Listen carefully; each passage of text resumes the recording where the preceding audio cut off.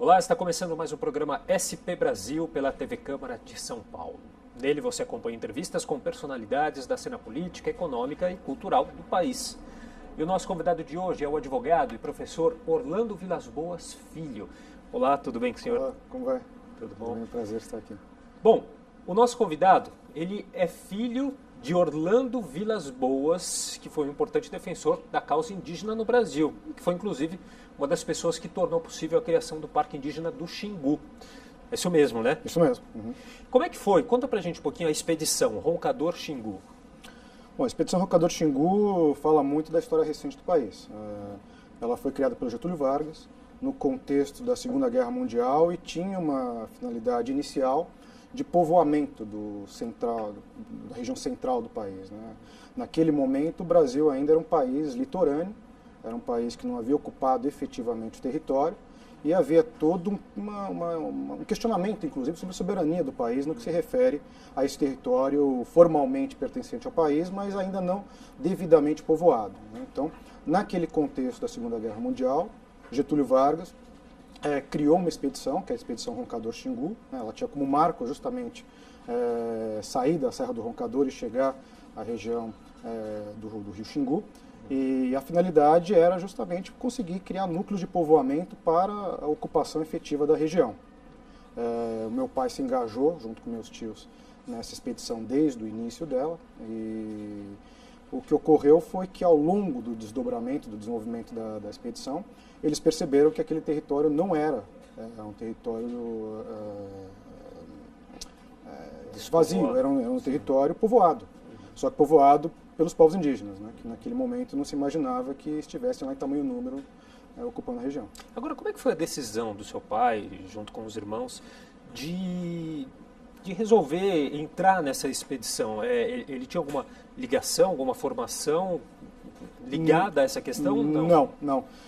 Até porque, como eu dizia, eles se engajaram nessa expedição muito mais em busca de aventura do que propriamente em virtude de alguma adesão à questão indígena, porque naquele momento não era a questão indígena que estava sendo visada.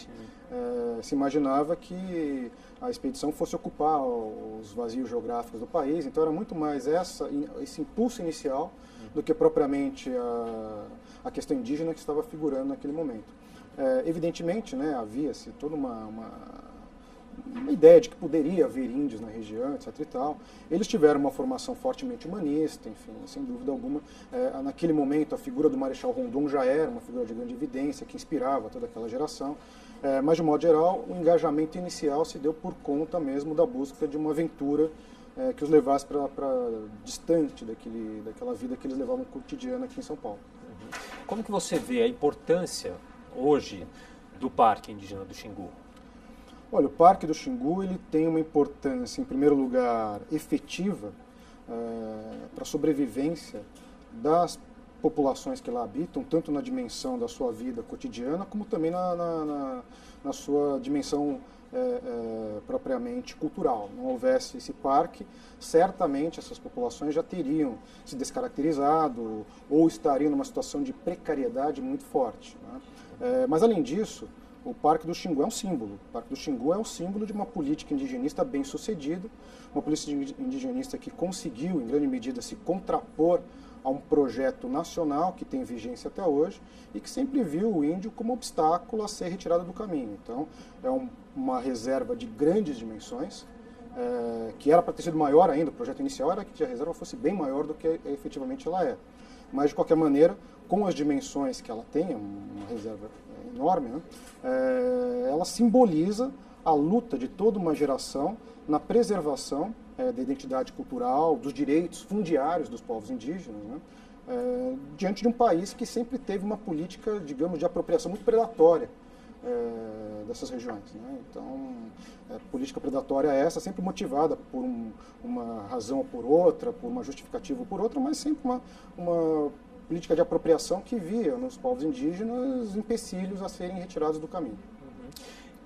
Qual que é a relação de todo esse trabalho do seu pai com você, o seu irmão? Você desde pequeno já tomaram conhecimento de tudo isso? Como você me disse aqui, eles passavam férias na região do Xingu. Como é que foi isso? Olha, meu pai é uma figura inspiradora, né? Bom, a primeira coisa interessante é que meu pai nos teve, a mim e ao meu irmão, eu tenho um irmão mais novo, né, que se chama Noel, já com bastante idade. Eu nasci quando ele tinha 56 anos, meu irmão quando ele tinha 61 anos de idade, e ele já era uma figura de grande projeção naquele momento, e ele simbolizava uma luta de proteção a povos que sempre estiveram numa situação de grande vulnerabilidade no país. Então, era inspirador ver o modo como ele lidava com aquelas pessoas. Naquele momento, a nossa casa constantemente havia índios transitando por lá, o que era muito pouco usual. Nós morávamos aqui do lado da Avenida Paulista, na rua Peixoto Gomide, e era curioso, né, naquele contexto central de São Paulo, circularem naquele momento índios que vinham, traziam macaco, traziam arara, traziam toda aquela riqueza cultural que eles têm, que se expressa nos seus materiais de uso cotidiano. Enfim, eles presenteavam muito meu pai. Então minha casa parecia quase que um museu, né? Tinha um material muito rico lá. Então era um universo muito pouco usual e um universo que, de modo geral, as pessoas não conheciam, mas a gente teve o privilégio de, em virtude da figura dele, e da minha mãe também, que se engajou nessa luta em prol dos povos indígenas desde muito tempo, né? Então foi uma possibilidade de contato com todo esse universo que descortinava pra gente. Sua mãe e seu pai se conheceram, inclusive? Não, eles se conheceram aqui, mas minha mãe, que era enfermeira, também como voluntária, foi para a região do Xingu para ajudar no auxílio aos povos indígenas, porque no momento em que meu pai criava o parque, havia uma carência muito forte de amparo médico na região, né?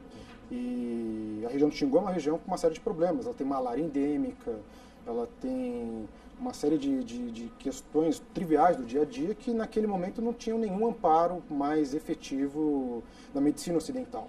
Então, o meu pai, vendo esse problema todo, já começou desde muito cedo a pensar em uma forma de trazer o amparo também da medicina ocidental para os povos indígenas. E a minha mãe participou disso, né? Ela foi para a região do Xingu logo após a criação do parque e teve uma atuação muito importante. Durante o período em que ela esteve lá, o óbito infantil caiu quase que a zero. Ela foi citada na Unesco, inclusive, pela atuação que ela desenvolveu lá em prol dos povos indígenas. Então era um casal que tinha uma forte sintonia, inclusive de engajamento, de visão de mundo, enfim, realmente não podia ser mais, por assim dizer, mais afim o que um fazia em relação ao que o outro também procurava desempenhar. E de que forma tudo isso acabou influenciando na sua carreira? Você se formou em Direito, é professor também, História, Filosofia. Em que momento, em que dado momento você decidiu incorporar tudo isso na questão profissional também? Isso veio quase que naturalmente, né? No primeiro momento não, porque eu iniciei minha carreira advogando, né? Então, advoguei no âmbito empresarial durante algum tempo, mas eu sempre tive um apreço muito forte pelo âmbito acadêmico. Então, durante o período inicial da minha advocacia, eu fui desenvolvendo o meu mestrado, posteriormente meu doutorado, e sempre, evidentemente, né, em virtude da figura do meu pai, da minha mãe, da luta deles, e das pessoas com as quais eles tiveram a oportunidade de travar contato, desde antropólogos como Darcy Ribeiro, escritores como Antônio Calado, enfim, uma série de pessoas que têm um peso muito importante na própria construção cultural do país. Uma série de interesses foram sendo suscitados, né? Um deles foi justamente a questão das minorias no país, né, que apenas de maneira mais recente começaram a ganhar uma visibilidade maior, né? Mas a questão de como o direito brasileiro pode e deve amparar essas minorias se mostrou para mim já desde muito cedo como algo muito importante, né? E daí, em virtude dessa preocupação, eu comecei a desenvolver estudos em certas áreas que não eram até o momento tão usuais aqui no país, como, por exemplo, a antropologia jurídica, que é uma das áreas nas quais eu tento desenvolver pesquisa, né? Aliás, aqui na Faculdade de Direito da USP, eu criei a disciplina, né? Ela não figurava no nosso currículo. E me parece uma maneira da academia poder contribuir um pouco para a compreensão da dinâmica que envolve a regulação jurídica, né, com esses povos, não só os povos indígenas, mas com as minorias de modo geral, enfim. Então, evidentemente que essa dimensão pessoal impactou a minha carreira acadêmica, né? Depois, quando eu me inscrevi mais efetivamente no âmbito só da pesquisa e da docência, eu acabei enveredando naturalmente para áreas ligadas a essa problemática. Uhum. Bom, agora essa expedição que começou na década de 40, né? Isso.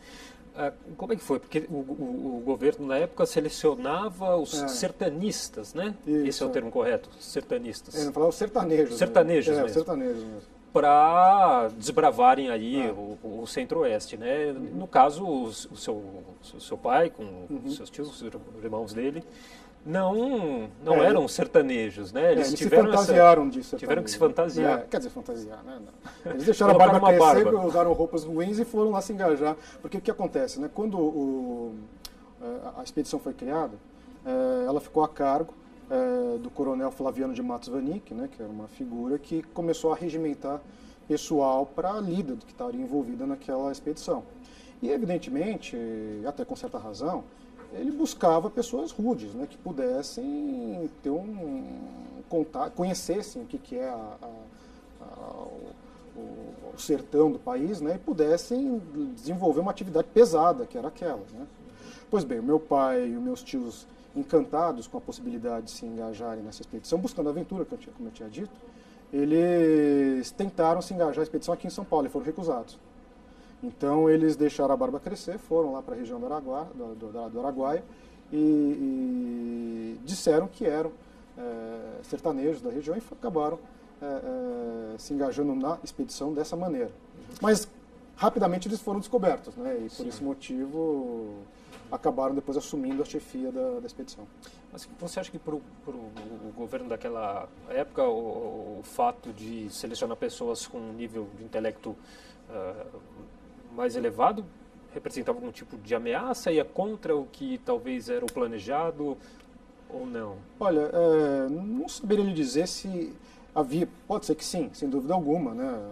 A possibilidade eventualmente de um controle maior, se as pessoas tivessem menos capacidade crítica em relação ao que se pretendia fazer na região. Até porque a expedição, quando foi criada, ela tinha um caráter paramilitar, ela era uma expedição de ocupação do território. Inclusive, quando os povos indígenas começaram a surgir, a preocupação não era com eles. Houve até, naquele momento, a convocação da polícia da região de Goiás Velho para se abrir o caminho.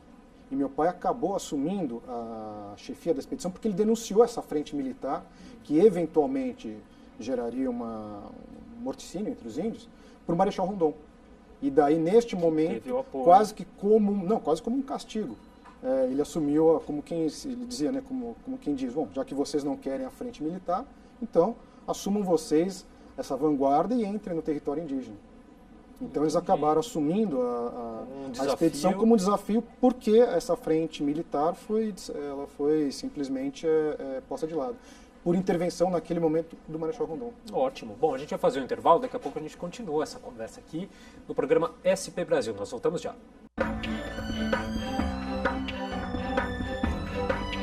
Estamos de volta com o programa SP Brasil pela TV Câmara de São Paulo.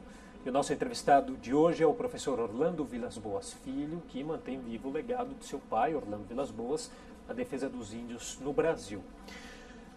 Orlando, como que era a relação, na época da expedição, em que seu pai fez parte, essa relação entre os sertanejos e os índios? Uhum. Ela é uma relação tensa e tendencialmente conflituosa. Em primeiro lugar, porque os índios estavam no seu território tradicional e essas pessoas, inclusive meu pai, estavam entrando no território deles e eles não tinham como avaliar a priori quais as intenções de quem estava adentrando o território. Então era uma relação já em si tensa por conta disso. Além disso, meu pai nos contava, né, que o sertanejo sempre travou uma relação de muita tensão com os povos indígenas por disputa de território mesmo, porque, de um modo geral, eles constituíam as frentes pioneiras de penetração em território indígena, né? Então havia sempre uma tendência de o conflito violento surgir na interação dos povos indígenas com o sertanejo, até pelo despreparo nesse contato, né? Então houve toda uma tentativa que foi muito bem sucedida, diga-se de passagem, do meu pai, de cativar o sertanejo mostrando a ele que, em primeiro lugar, eles estavam diante de uma cultura diferente, que o índio não era um animal, como por vezes figurava-se no imaginário coletivo de época. Ele era alguém que tinha uma cultura muito rica, e que mais do que isso era dono daquele território. Então meu pai dizia que ele chamava os sertanejos e perguntava para eles assim: bom, se você está na sua casa e alguém entra na sua residência, eram pessoas muito rudes, né, pessoas violentas, inclusive, até pela constituição do seu hábito de vida, né? Ele dizia: não, se alguém entrar na minha casa, eu ponho para fora, e se a pessoa não sair por bem, eu ponho para fora a bala. E meu pai dizia: olha, nós estamos entrando no território indígena, então há de se esperar que eles tenham um comportamento semelhante ao que você teria. Daí eles mandaram de fato. E por esse motivo, isso é um pouco a ideia do próprio Marechal Rondon, traduzida em termos mais simples, ideia que o Marechal Rondon sempre acalentou, que era de que morrer se preciso for, matar nunca. Então, apesar desses sertanejos por serem integrantes de uma expedição paramilitar, eles tinham, o meu pai dizia, né, uma garrucha com não sei quantos tiros, 50 tiros cada um.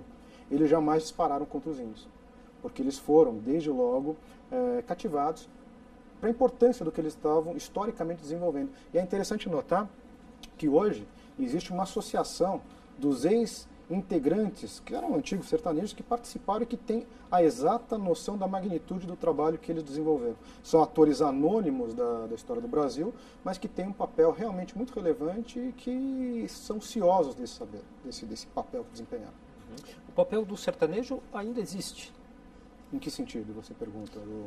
De tentar ocupar terras? Não, sim, sem dúvida. Eu acho que a questão fundiária no Brasil é uma questão tremendamente complicada. Ela tem, ainda mais agora com a expansão do agronegócio, há uma tendência de apropriação em larga escala por grupos ou por pessoas, e evidentemente o sertanejo não deixa de ser uma vítima nesse processo, porque essa concentração fundiária faz com que eles também tenham precarizado a sua própria situação. Há, sem dúvida alguma, questão de conflito potencial de terra dessas populações, que são também populações tradicionais, que têm uma cultura importante e própria com os povos indígenas. Então, é uma situação realmente muito complexa. O Brasil é um mosaico muito diversificado de situações e, sem dúvida alguma, que a figura do sertanejo existe. É uma figura importante, é uma figura que tem uma cultura muito rica, mas que tem que haver, sem dúvida alguma, mediação do Estado para que, no que se refere aos povos indígenas, não haja um conflito que redunde na violência.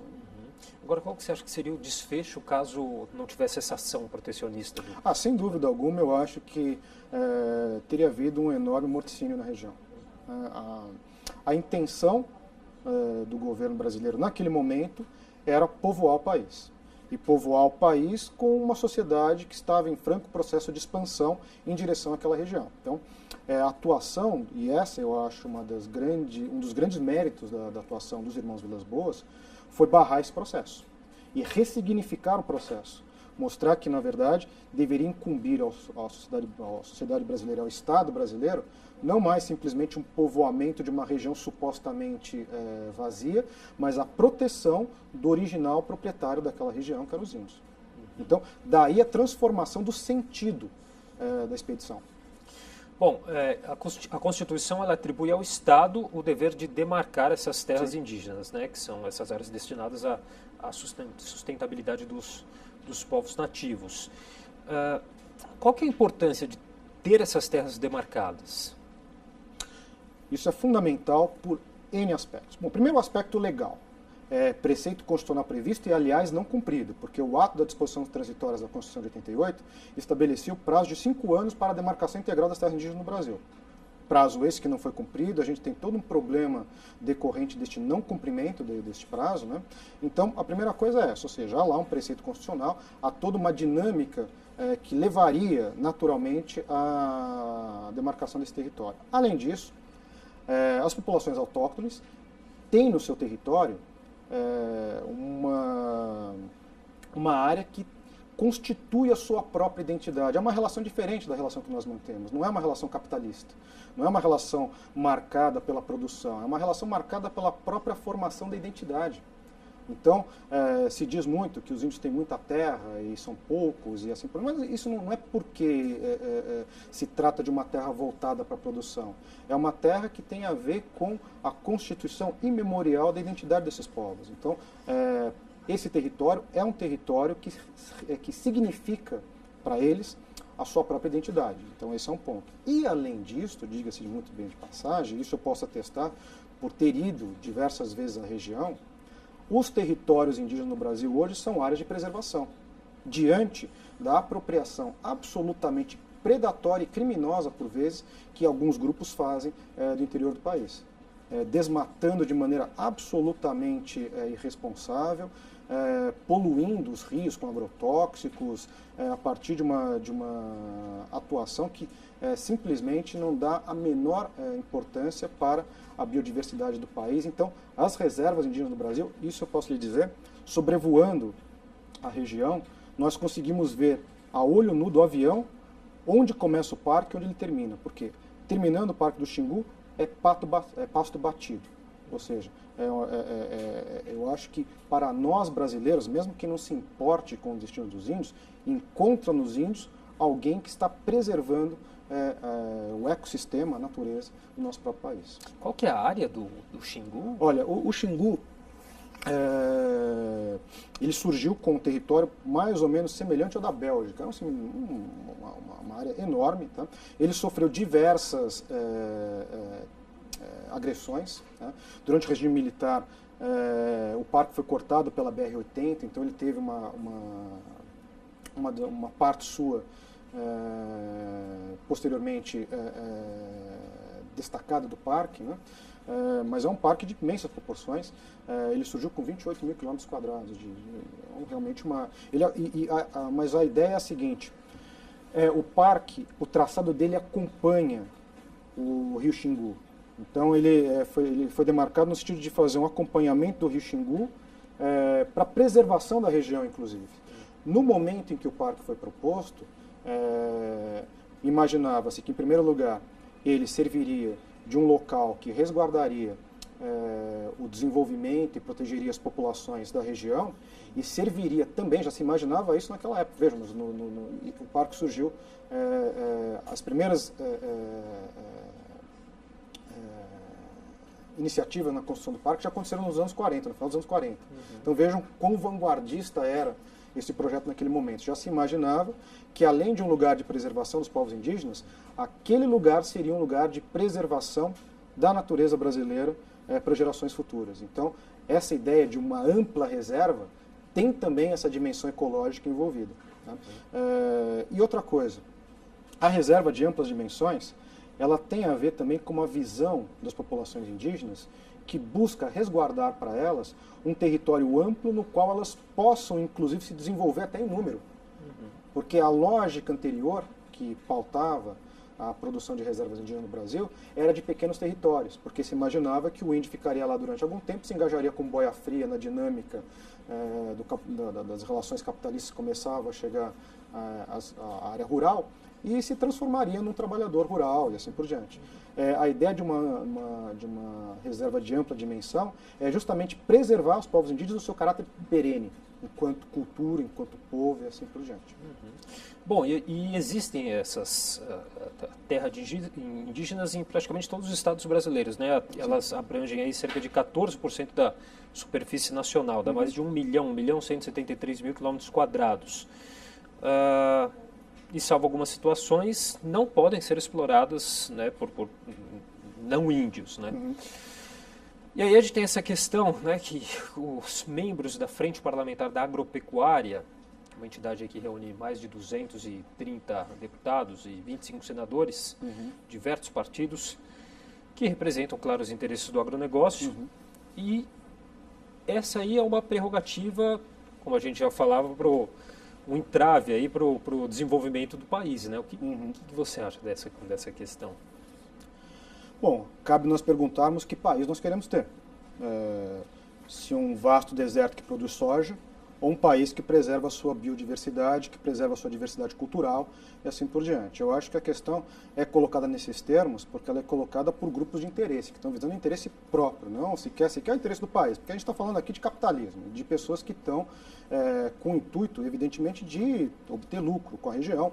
Nada contra o agronegócio, eu acho que é importantíssimo, que estrategicamente é fundamental para o país, para a inserção do país numa dinâmica mais ampla, mas isso não pode servir de desculpa para o desrespeito a um território que pertence por direito a esses povos. Então eu não posso esbulhar o território deles à guisa de que eles não produzem, não se engataram na dinâmica das produções capitalistas, e eu acho que realmente o argumento é um argumento falacioso e que, mais do que isso, visa os grupos de interesse, que são grupos poderosíssimos e que têm uma forma de apropriação fundiária no Brasil que concentra renda, que concentra terra.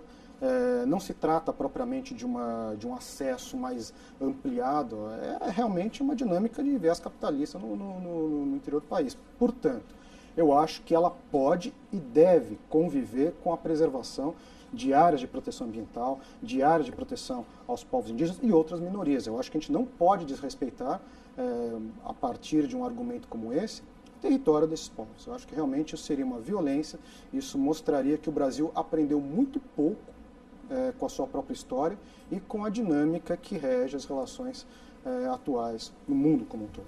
Ok, bom, a gente vai fazer mais um intervalo, daqui a pouco nós voltamos. Até já.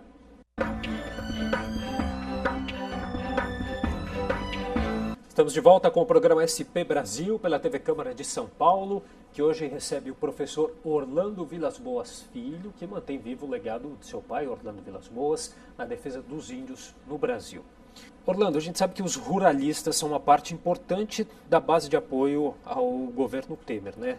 Diante disso, as perspectivas aí em relação a toda essa situação não são tão boas? Não, nem de longe. Isso evidentemente não é exclusividade desse governo. Os anteriores também pouco se importaram com essa questão, com graus variáveis de modo geral. Os povos indígenas do Brasil nunca estiveram na agenda prioritária do país, muito ao contrário, de um modo geral, sempre foram vistos como um problema a ser sanado para que pudesse haver uma apropriação mais livre do território brasileiro. Então, eu acho que a situação dos povos indígenas no Brasil hoje é muito complicada, muito desfavorável a eles, e realmente é uma luta constante. Eu acho que a sociedade brasileira tem que se envolver nesse processo, a sociedade civil brasileira tem que fazer pressão, porque o desrespeito aos direitos dos povos indígenas é um desrespeito à população como um todo. São grupos vulnerabilizados que estão sendo visados num certo momento, outros grupos também, em outros momentos, poderão ser também objeto da mesma ação. Então eu acho, sem dúvida alguma, que se há uma bancada ruralista que é muito bem organizada e que tem um forte poder de pressão e de ação no contexto da política brasileira, eu acho que deve haver mobilização da sociedade civil brasileira, dos intelectuais, dos mais diversos grupos e das próprias lideranças, no sentido de manter os direitos que eles têm. Eles não reivindicam mais do que o seu território ancestral e a possibilidade de continuar a ser o que eles são. Eu acho que isso é o mínimo que a sociedade brasileira deve lhes dar. Inclusive o presidente ele não homologou, né, a demarcação de nenhuma terra indígena, chegando a paralisar então aí 748 processos que estavam em andamento. Né? É realmente lamentável. É realmente lamentável e eu acho que, infelizmente, se não houver uma conscientização maior, não apenas das instâncias governamentais, mas dos grupos de pressão mesmo, para que a situação se reverta, a tendência é justamente essa, porque os outros grupos contrários aos povos indígenas têm forte capacidade de mobilização, enfim, inclusive no que concerne a lobbies, a interesses, e obviamente que a situação não tende a ser favorável aos povos indígenas no Brasil neste momento, como no passado também não foi.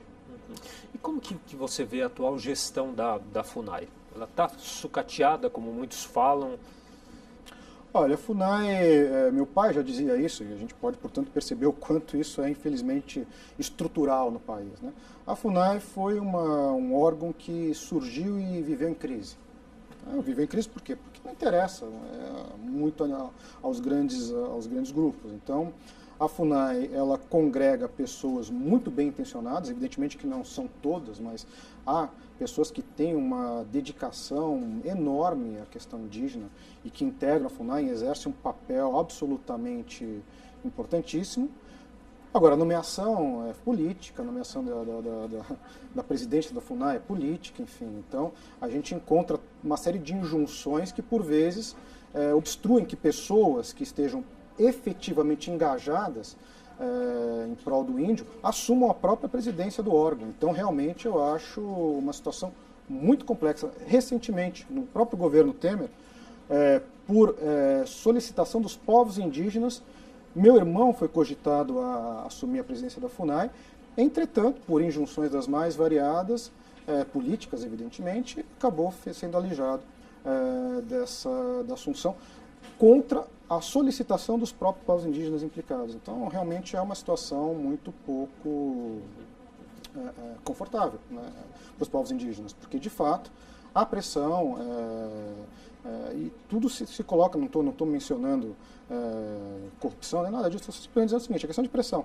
E nesse jogo, muitas vezes, os povos indígenas se colocam numa situação de não terem a voz ativa na indicação de quem vai dirigir o órgão que se volta à sua própria proteção. E uma instituição que sempre teve um trabalho importantíssimo nessa questão do trabalho, índio, né? Sem dúvida alguma, um trabalho muito importante. Na verdade, a gente tem que lembrar que a FUNAI sucedeu o SPI, criado pelo Marechal Rondon em 1910, e que foi o primeiro serviço laico de proteção ao índio no país. Então, o Rondon já com uma visão... Naquele momento, na verdade, né, o SPI surgiu com uma visão de proteção ao índio, mas também do trabalhador nacional, né? E, posteriormente, se direcionou cada vez mais à questão da proteção ao índio, a partir do ideário positivista, que era próprio do Rondon, enfim, integracionista, aquela ideia de transformar o índio de forma a incorporá-lo na comunhão nacional, etc. e tal. Essa política foi evoluindo, né, até por atuação do meu pai, de N outras pessoas que se engajaram na preservação dos povos indígenas. E a FUNAI, depois que o SPI, que é o Serviço de Proteção ao Índio, começou a se tornar um órgão irremediavelmente corrompido e tal, ela substituiu o SPI no governo militar, né, e veio desempenhando com suas dificuldades, com as suas limitações, esse difícil papel de tentar, na medida do possível, mediar a relação dos índios com os não índios do país. Orlando, como que você vê a inclusão do índio na tecnologia globalizada? Há casos. Claro, sem dúvida que é.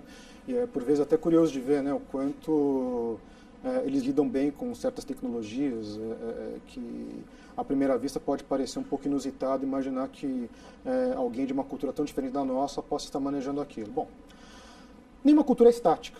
As culturas são dinâmicas e a cultura indígena não deixa de ser isso também. Então, ela tem uma dinamicidade. Os índios se engatam em um processo que os abrange, a dinâmica da globalização engloba todo mundo, né? E esses povos, evidentemente, também se colocam nesse horizonte. Agora, há que se ver o modo como eles se engatam nesse processo de globalização, né? Eu acho, inclusive, aqui eu lembro de um grande teórico português chamado Boaventura de Sousa Santos, ele inclusive mostra que os povos indígenas podem figurar nesse processo todo, especialmente no horizonte de uma globalização neoliberal, como portadores de uma globalização contra-hegemônica, ou seja, eles têm lá visões de mundo, de preservação mesmo do meio ambiente, da sua própria cultura, que podem se transformar em pautas que são contra-hegemônicas a uma dinâmica predatória, por vezes, né? Então, eu acho que a relação dos povos indígenas com a tecnologia é uma relação curiosa, porque, ao mesmo tempo, é plenamente factível que um índio não perca a sua identidade cultural, apesar de se comunicar com alguém lá do outro lado do mundo pelo Facebook. Qual o problema? Isso realmente não cria nenhum problema para a identidade cultural. Pode vir a criar. Isso pode, eventualmente, criar alguma disfuncionalidade, a introdução de fatores que possam vir a desarticular a cultura que eles desenvolvem em termos tradicionais. Mas, de um modo geral, isso não é necessário. Pode ser que não aconteça, e muitas vezes não acontece mesmo. E como que essa identidade cultural, você acha que ela é trabalhada hoje em dia nas escolas? Olha, isso varia muito. Eu acho que depende da escola, depende do lugar, do nível de escolaridade, enfim. Eu acho, de modo geral, que o índio é uma figura caricata no país. Então, ele é lembrado, se a gente pensa no ensino primário, no ensino de base, né? Ele é lembrado no Dia do Índio com aquela figura folclórica, que as criancinhas pintam o rostinho com aqueles três coisas aqui, e ficam imaginando que a cultura indígena é só aquilo, que fica uma mescla um pouco amorfa, né? Que mistura o índio brasileiro com o índio norte-americano, aquela coisa toda.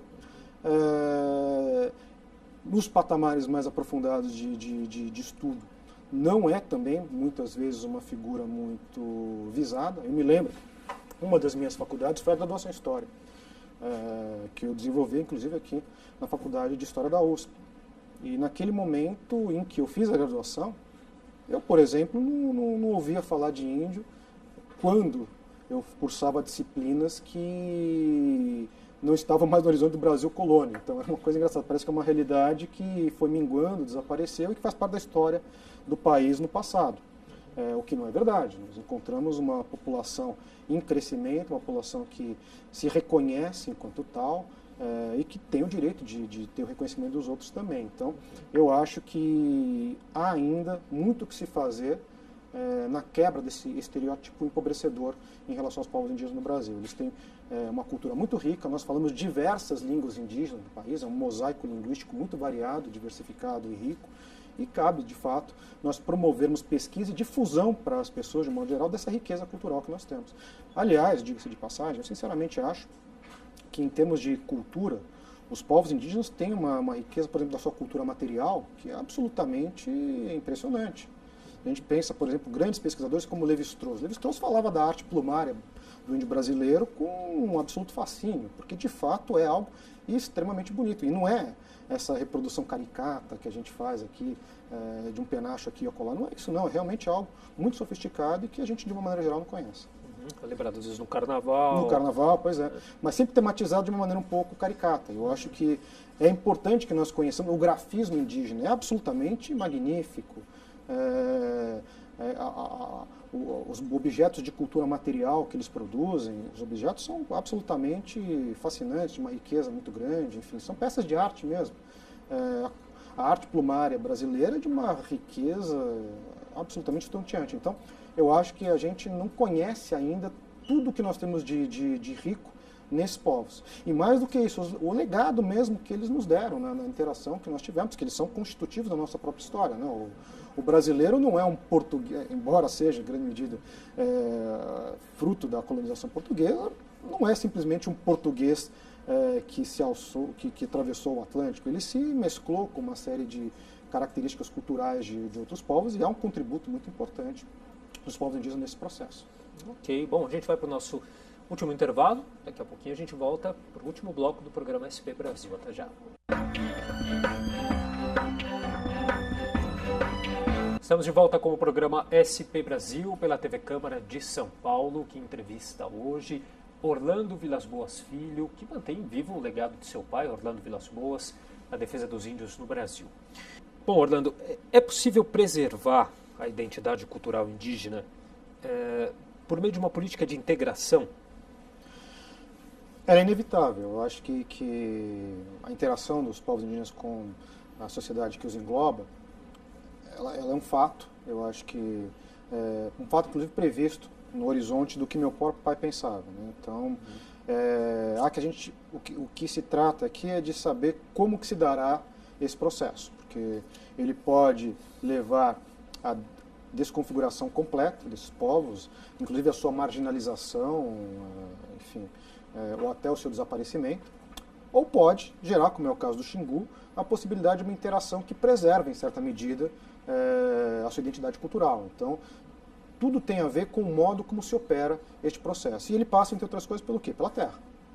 não havendo território em que possam os índios desenvolverem sua cultura tradicional, evidentemente que essa integração será absolutamente deletéria e predatória para os povos indígenas. Eles serão simplesmente abarcados por um processo que vai moê-los na sua implementação. Então, eu realmente acho que esta integração, ela é uma realidade, ela acontece cotidianamente e no mosaico das situações brasileiras de diversas formas. Então, há povos que interagem de uma maneira a receberem maior grau de respeito à sua identidade nesse processo, e outros povos que estão completamente desrespeitados e que passam a gravitar de maneira completamente sem referência em direção à nossa sociedade.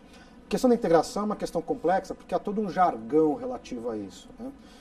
A gente pode pensar genericamente, quando a gente fala eu entendo o porquê da pergunta, né? Se a gente entender a integração como a incorporação de um grupo social por outro com a preservação da identidade cultural do grupo que se incorpora, que seriam os povos indígenas. Eu acho que é um processo viável e, mais do que isso, acho que é um dever da sociedade brasileira, de conviver com a diferença, de preservar a diferença, de dar a esses povos a condição de interagirem com as pessoas que forem se envolver com eles, sem que isso acarrete a desnaturação da sua cultura. Hoje são quantas etnias indígenas apenas lá no Xingu? Bom, o Xingu é uma sociedade extremamente rica, né? Inclusive porque o Xingu tem os representantes dos principais troncos linguísticos brasileiros, né? Caribe, Aruaque, Tupi e Gê. Então, nós encontramos diversas etnias, se não me engano são 16 etnias que convivem na região, né? E é um mosaico muito rico e variado, né? São povos que no passado, e isso é muito interessante notar, né?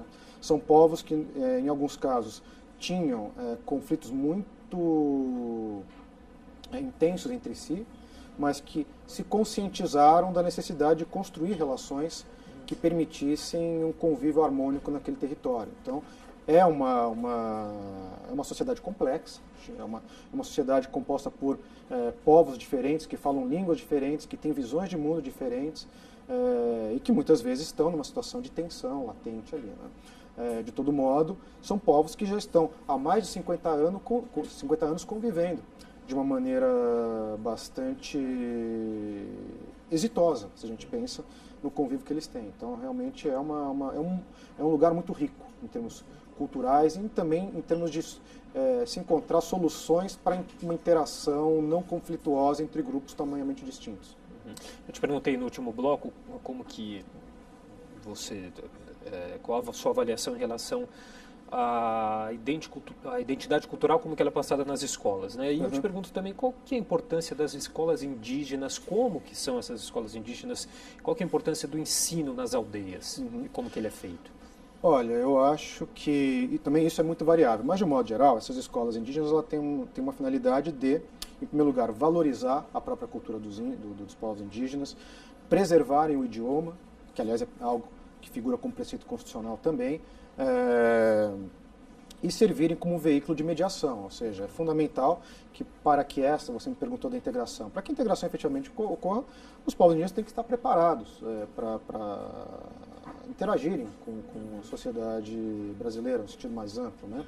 Então, esse conhecimento é importante, ele tem que ser ressignificado no sistema de referências dos povos indígenas. Eu acho que essas escolas cumprem, sim, um papel muito importante. Eles têm interesse nessa integralidade? Oi? Eles têm interesse nessa integralidade? Olha, eu acho que sim, sem dúvida alguma. Eu acho que como quaisquer pessoas, os jovens, né, que passam por essas escolas, eles são muito interessados na nossa cultura, inclusive, porque a cultura hegemônica chama muito a atenção deles. Há uma série de aspectos da nossa cultura que são de grande curiosidade e interesse dos povos indígenas. Então, eu acho que, sem dúvida alguma, é um local muito interessante para traduzir uma cultura noutra, né? Um grande laboratório que pode ser muito bem sucedido ou não. Então, tudo depende do modo como se implementa essa experiência. Mas eu acho que, de um modo geral, ela é uma experiência muito bem-vinda. Eu acho que, de fato, é uma forma de preservar a dinâmica, inclusive, que o jovem tem na sua aldeia. Enfim, as escolas elas ficam próximas. Eu falo pelo que eu conheço também, porque eu não conheço a realidade em termos mais amplos, né?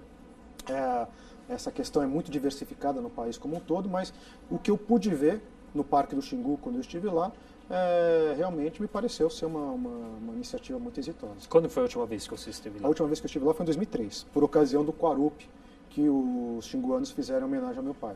O Quarup é uma cerimônia muito bonita e de forte carga expressiva, emocional, que os índios fazem para quando uma liderança importante falece. Então, meu pai faleceu em 2002 e os índios fizeram um grande Quarup na aldeia Iaualapiti no ano de 2003. E foi a última vez que eu estive lá. E Orlando, você é autor de uma obra, né, de um livro que é Orlando Vilas Boas e a Construção do Indigenismo no Brasil. Sim. Isso é em relação ao centenário de nascimento do seu pai. Exatamente. Né? Conta um pouquinho da história desse livro para a gente. Olha, em 2014 ocorreu o centenário de nascimento do meu pai e naquele momento eu imaginei que seria importante fazer um evento que resgatasse não apenas a atuação dele, mas que resgatasse o foco dessa atuação, que foi a diversidade, a riqueza cultural dos povos indígenas no Brasil. Então, foi com a finalidade de, em primeiro lugar, evidentemente, um resgate dessa atuação importante, que muitas vezes cai no esquecimento, né? E, de outro lado, mostrar o quão exitosa ela foi na preservação da identidade cultural dos povos xinguanos e na criação de um certo modelo de política indigenista que foi muito exitosa no país. Naquele momento, eu recebi todo o apoio de uma das instituições acadêmicas às quais eu me filio, que é a Universidade Presbiteriana Mackenzie, e lá na universidade eu pude organizar um colóquio que contou com a participação de diversas pessoas, muitas das quais tiveram um contato próximo, inclusive muito fraternal com meu pai, né? Então, pessoas como o médico Dr. Murilo Vilela, como o antropólogo Jorge Cerqueira de Leite Zarur,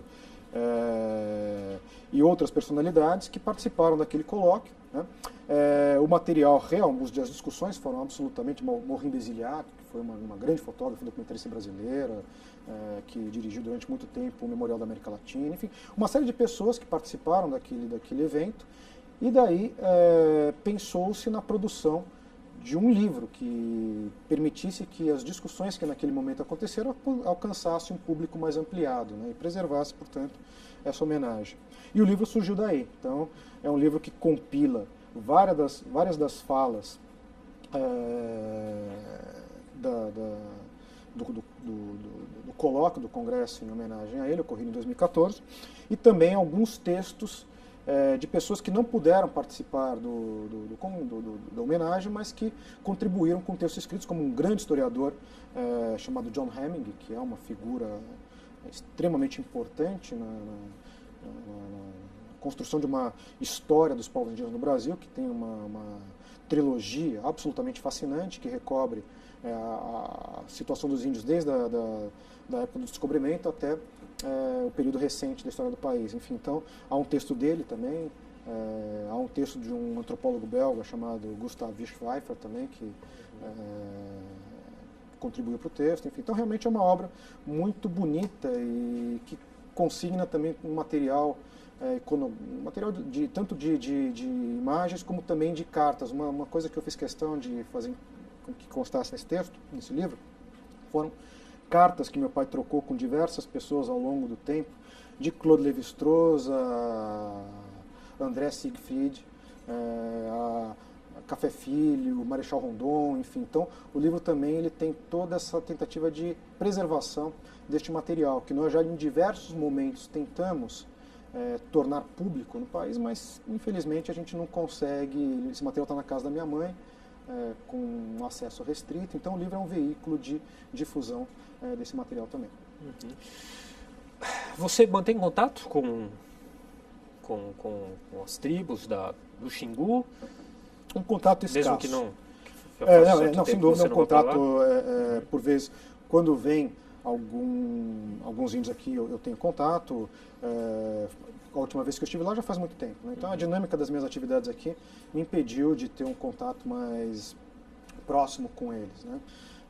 Quem tem um contato na minha família de maneira muito mais sistemática do que eu é meu irmão, que diversas vezes, pelo menos uma vez ao ano, vai à região do Xingu e tem uma relação muito próxima com os xinguanos, tanto os xinguanos da geração do meu pai, que agora são poucos, né, são uma idade avançada, como também as gerações que estão sucedendo a essas pessoas. Então, realmente, ele tem uma atuação bem mais próxima do que eu. Mas isso não impede que, de tempos em tempos, a gente encontre algumas figuras, inclusive emblemáticas, como é o caso do Raoni, que a questão de mais ou menos uns 2 meses esteve na casa da minha mãe. Então, são momentos em que a gente pode verificar o quanto, até hoje, a relação que eles mantêm com meu pai é uma relação de muito forte afeto e reconhecimento pelo trabalho que ele desempenha. Isso também é passado para outras gerações? Sim, lá? De um modo geral, sim. Eles, bom, evidentemente, os povos do Xingu, ao modo como nós enxergamos a história, né, do contato com eles, é ao modo como eles enxergam a história do contato deles conosco, né? Então, a ação dos irmãos Vilas Boas faz parte da história deles. Eles têm clareza disso, né? Então, o contato deles com a sociedade abrangente se deu, por sorte deles, aliás, mediado pela atuação dos irmãos Vilas Boas. E eles têm clareza disso, especialmente os índios de mais idade, que conviveram com eles e que puderam participar. Porque uma coisa importante a se notar também é o seguinte: uma das preocupações que meu pai e meus tios sempre tiveram foi de conscientizar as lideranças indígenas acerca de um processo em relação ao qual eles não são meros participantes coadjuvantes, eles são diretamente implicados. E eles teriam que assumir um posicionamento de centralidade neste processo. Então, meu pai jogou um papel importante de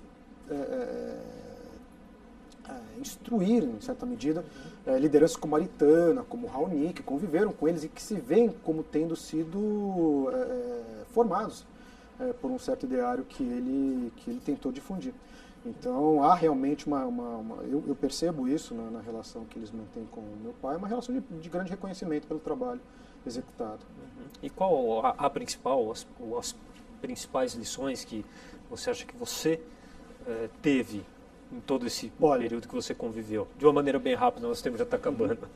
Eu acho que a gente resume tudo isso numa palavra que é respeito.